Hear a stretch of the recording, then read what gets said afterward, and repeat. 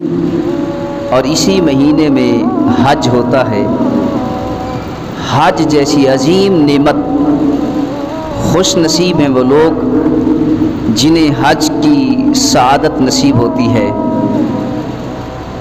زندگی میں صاحب حیثیت، صاحب توفیق، صاحب طاقت پر زندگی میں ایک مرتبہ حج فرض ہے۔ اسلام کے جتنے بھی احکامات ہیں، ارکان اسلام، نماز ہے، روزہ ہے، زکوٰۃ ہے، حج ہے، ان سارے ارکان میں سے اہم فریضہ وہ نماز۔ ہر فرض کی ایک اپنی حیثیت ہے، ہر فرض کی اپنی ایک فضیلت ہے، لیکن ان سارے فرائض میں سے اہم فریضہ نماز۔ حج فرض ہے لیکن اس کے اندر بھی کچھ رعایت ہے، زکوٰۃ فرض ہے اس کے اندر بھی رعایت ہے، روزہ ہے اس میں بھی رعایت ہے، لیکن نماز جو فرض ہے اس میں کوئی رعایت نہیں۔ حج بھی ہر بندے پر فرض نہیں، امیر غریب کا فرق ہے، صاحب توفیق صاحب حیثیت اور جو صاحب توفیق نہیں، جو صاحب حیثیت نہیں، اس کا فرق ہے۔ جو صاحب حیثیت ہے، صاحب نصاب ہے، صاحب توفیق ہے، صاحب طاقت ہے، وہ حج کرنے کی طاقت رکھتا ہے، اس پر حج فرض ہے۔ جو غریب ہے، جو طاقت نہیں رکھتا، اس پر حج فرض نہیں۔ قرآن کہتا ہے وَلِلَّهِ عَلَى النَّاسِ حِجُّ الْبَيْتِ مَنِ اسْتَطَاعَ إِلَيْهِ سَبِيلًا، جو اس گھر کی طرف، اس راستے کی طرف جو طاقت رکھتا ہے اس پر حج ہے۔ من استطاع، جو بھی طاقت رکھتا ہے، جو طاقت نہیں رکھتا اس پر حج فرض نہیں۔ تو حج کس پر فرض ہے بولیے؟ جو صاحب طاقت ہو۔ من استطاع الیہ سبیلا، تو حج فرض ہے لیکن ہر بندے پر فرض نہیں، اس پر فرض ہے جو صاحب حیثیت ہے۔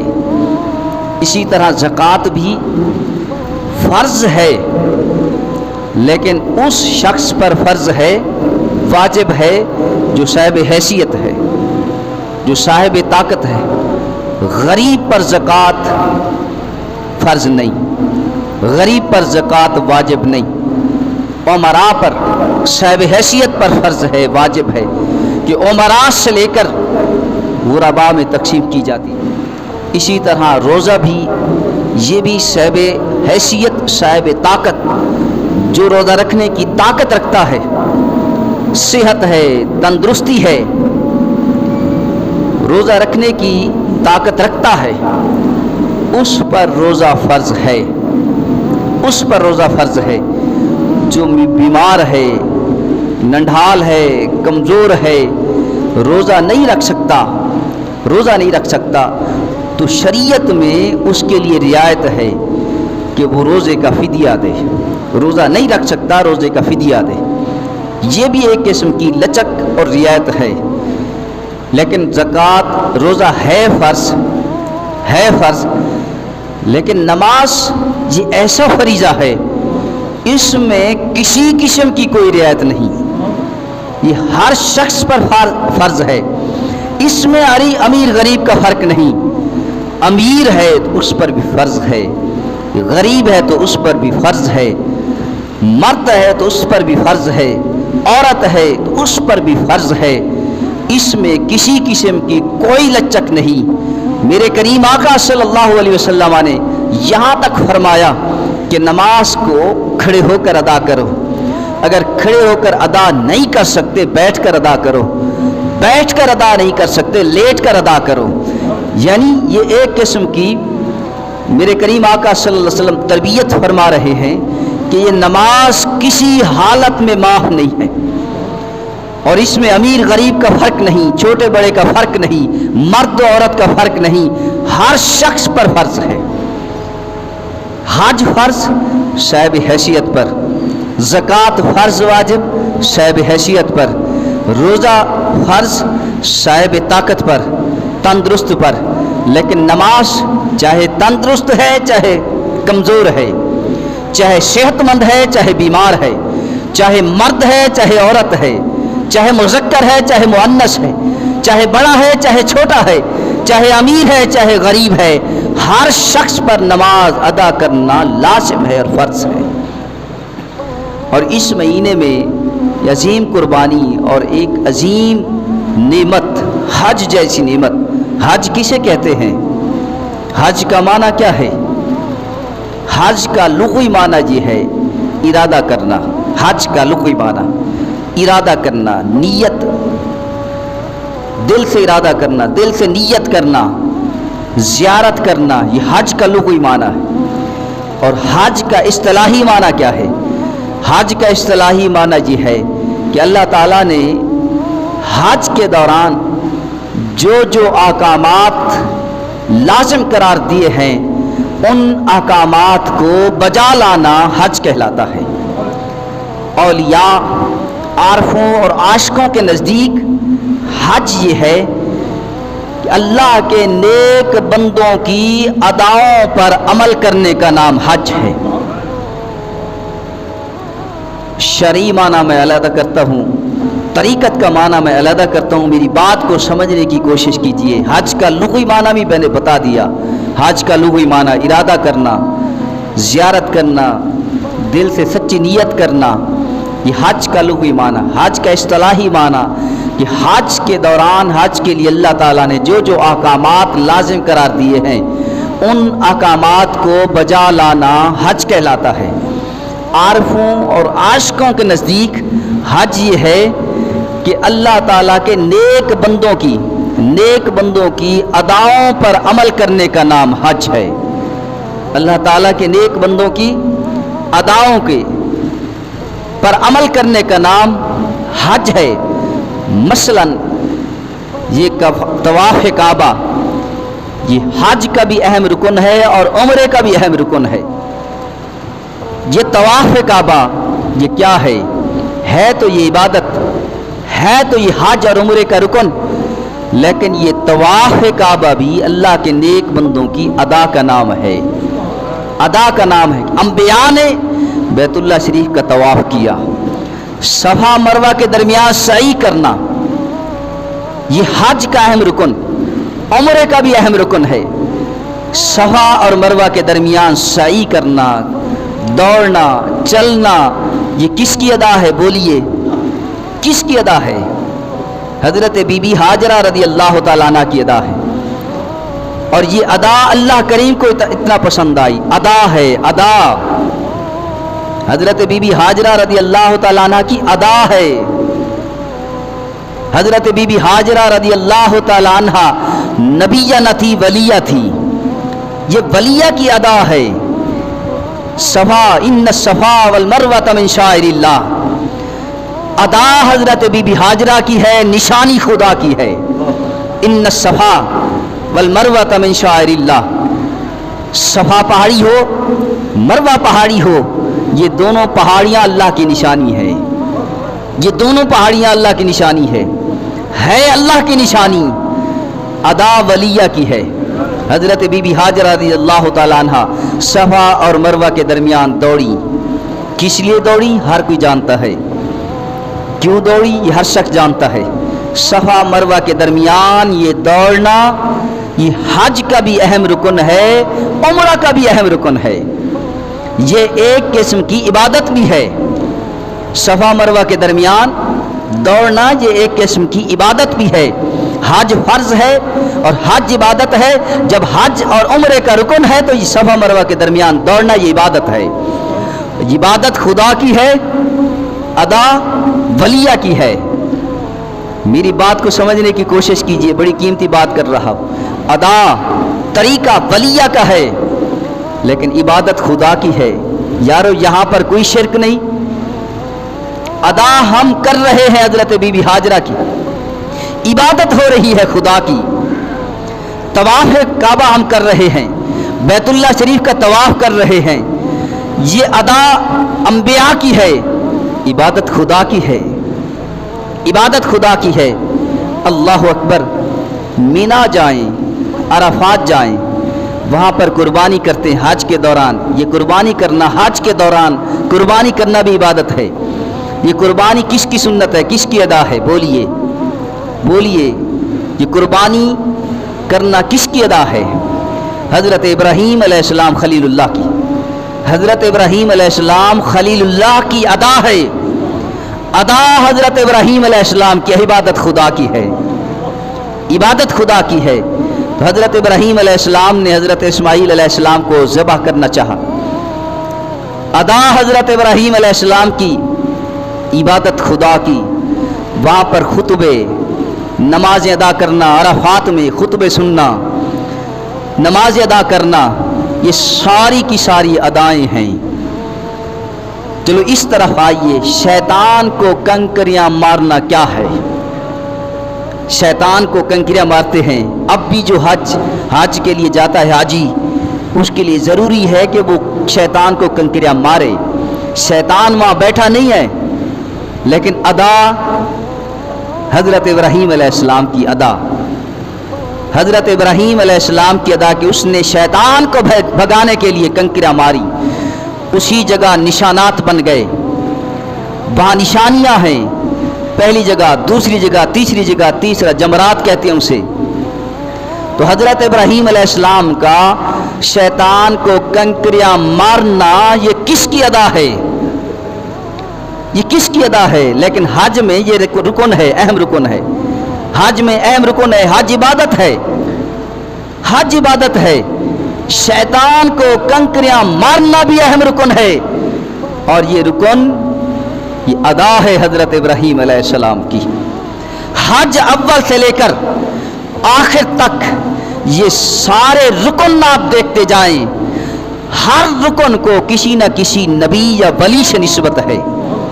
ہر رکن کو کسی نہ کسی نبی سے یا ولی سے نسبت ہے۔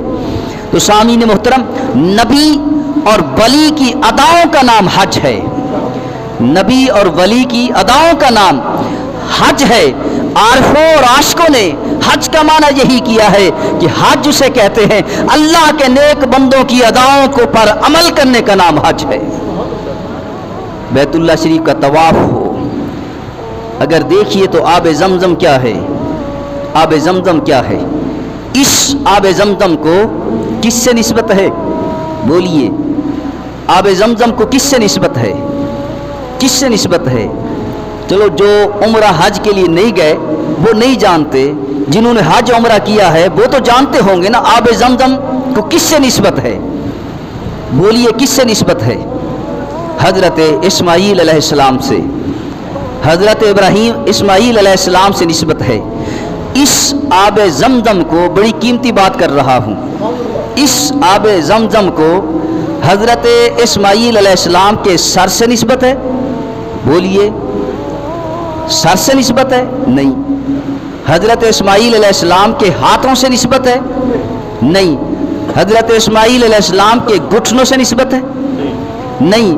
حضرت اسماعیل علیہ السلام کے قدموں سے نسبت ہے، قدموں سے نسبت ہے۔ جس مقام پر حضرت اسماعیل علیہ السلام نے اپنی ایڑیاں رگڑی، اسی سے چشمہ نکلا، اسی جگہ سے چشمہ نکلا۔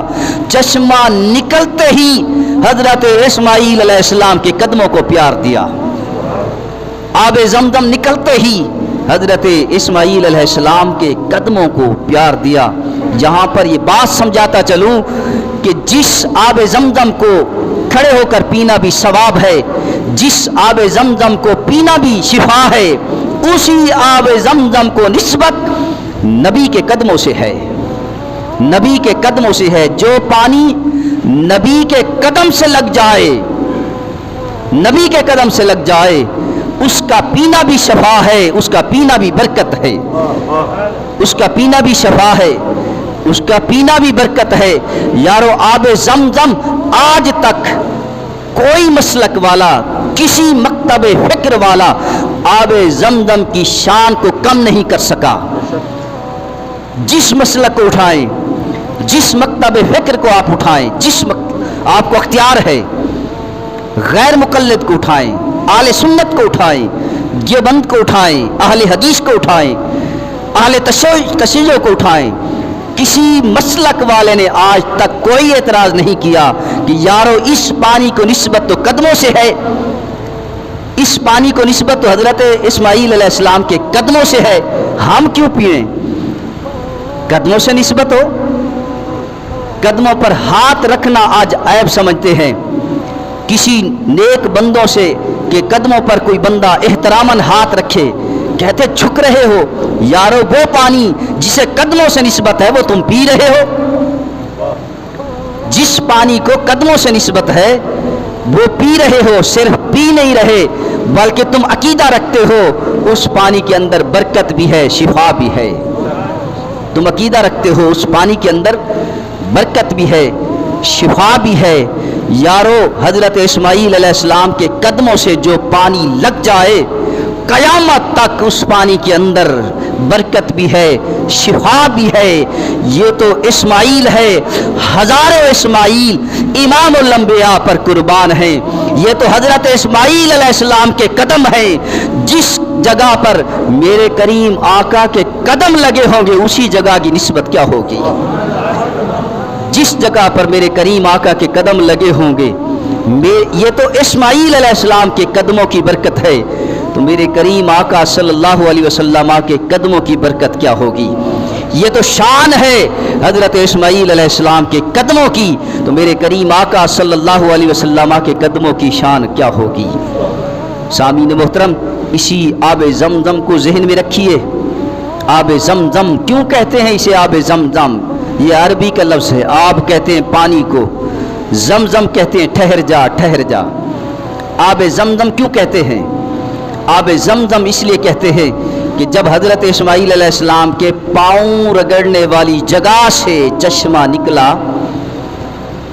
نکلا تو حضرت بی بی ہاجرہ رضی اللہ تعالیٰ عنہ پانی کو سمیٹنے کے لیے کہ پھیل نہ جائے زمزم کہتی رہی، زمزم کہتی رہی، اور زمزم کا عربی میں معنی جی ہے ٹھہر جا ٹھہر جا ٹھہر جا، تو زمزم کہتی رہی، پانی وہیں پر رک گیا۔ یہ بھی کرامت ہے حضرت بی بی ہاجرہ کی، حضرت بی بی ہاجرہ نبیہ نہیں تھی، ولیہ تھی، یہ بھی کرامت ہے حضرت بی بی ہاجرہ نے زمزم کہا ٹھہر جا ٹھہر جا، جیسے حضرت بی بی ہاجرہ نے کہا پانی وہیں پر ٹھہر گیا، پانی وہیں پر ٹھہر گیا۔ اس وقت سے لے کر آج تک زمین سے پانی نکل بھی رہا ہے لیکن اپنی جگہ سے پھیل بھی نہیں رہا۔ یہ کرامت ہے حضرت بی بی ہاجرہ کی، یہ کرامت قیامت تک جاری رہے گی، قیامت تک جاری رہے گی۔ یہ بھی کرامت ہے حضرت بی بی ہاجرہ کی کرامت۔ زمزم فرمایا زمزم ٹھہر جا ٹھہر جا۔ علماء بیان کرتے ہیں کہ اگر حضرت بی بی ہاجرہ یہ لفظ نہ فرماتی ٹھہر جا زمزم زمزم، اگر یہ نہ فرماتی تو آج پوری روئے زمین پر سارا پانی ہی پانی ہوتا، لیکن نظام قدرت، اللہ تعالیٰ کی قدرت کا نظام دیکھیے کہ پانی نیچے سے ابل بھی رہا ہے اور پھیل بھی نہیں رہا، ہزاروں کروڑوں لوگ آب زمزم سے سیراب ہو رہے ہیں لیکن پانی کے اندر کمی نہیں آ رہی۔ اللہ کی جو قدرت ہے وہ بھی جاری و ساری ہے، حضرت بی بی ہاجرہ کی جو کرامت ہے وہ بھی جاری و ساری ہے۔ قیامت تک نظام قدرت بھی رہے گا، قیامت تک حضرت بی بی ہاجرہ کی کرامت بھی رہے گی۔